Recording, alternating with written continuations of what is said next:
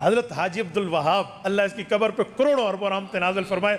मैंने कई हफ्तों हज़रत हाजी साहब की खिदमत में गुजारे हैं। मैं अपने 4 माह के दौरान की आपको एक बात सुनाता हूँ। हज़रत हाजी साहब की दुआओं में ये दुआ शामिल थी, अल्लाह हम पे हमारा काम खोल। उस वक्त में समझ नहीं आती कि हाजी अब्दुल वहाब क्या मांग रहा है, क्या कह रहा है।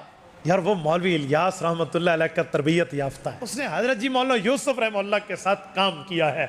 शाह अब्दुल रहीम रायपुरी की वो बेट है, बहुत अच्छी तरह जानता था कि मूसा अलैहिस्सलाम के नहज पे मुझे दुआ मांगनी चाहिए, अल्लाह हम पे हमारा काम खोल। और जिस पर जो काम खुलता है ना, खुदा की कसम इमाम अहमद के लिए कहा था ना कि बैनना व बैनकुमुल जनाइज़, तुम में और हम में फैसला हमारे जनाजे करेंगे।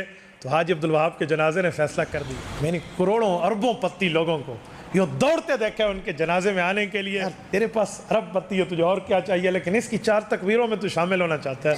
किसे कहते हैं मन कान लिल्लाह कान अल्लाह लो। मेरी जिंदगी गुजर गई है पेशावर से लाहौर मोटरवे का सफर करते हुए। मैं ये उंगलियों पे मोटरवे के स्टॉप जानता हूँ, उंगलियों पे जानता हूँ। मैंने जिंदगी में कभी मोटरवे पर इतना रश नहीं देखा जितना आज सबके जनाजे में देखा। मैं सुबह पेशावर से मैं वहीं से आया, तो जो मैंने रश देखा ना मुझे हमने एक जगह मगरिब की नमाज के लिए गालिबन कोट अब्दुल मालिक से पीछे हम थे, वहाँ से रास्ता ब्लॉक हो, मोटरवे पर 3 फर्ज पढ़ने के लिए एक जगह रुका।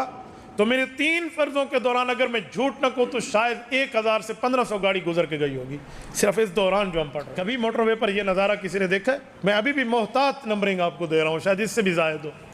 तो मन कान लिल्लाह कान अल्लाह लो, वो बंदा ये मांगता था। तो हमें सबसे पहले रब्बिश रह ली सदरी होना चाहिए, अल्लाह से मांगना चाहिए।